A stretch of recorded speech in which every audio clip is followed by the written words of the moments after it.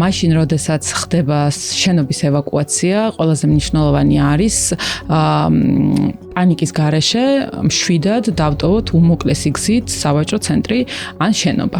ამ დროს ნაკლებად ვიფიქროთ მაგალითად ავტომობილზე, მით უმეტეს თუ პირველად ვსტუმრობთ მაგალითად სავაჭრო ცენტრს და ზუსტად არ გვახსოვს სად გავაჩერეთ მანქანა, ან როგორ მოვახერხოთ სავაჭრო ცენტრიდან უმოკლესი გზით ავტომობილის გაყვანა.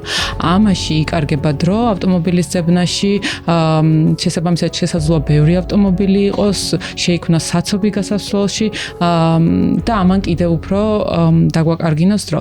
აქედან გამომდინარე მე ვფიქრობ, რომ ჯანმრთელობა და სიცოცხლე უპირველესია, ამიტომ ვიფიქრებთ ავტომობილზე, ვიფიქროთ საკუთარ ჯანმრთელობაზე და სიცოცხლეზე და დავტოვოთ შენობა და ავტომობილს მოვაკითხოთ მოგვიანებით, მას შემდეგ, როდესაც უკვე ყველაფერი მშვიდად დასრულდება.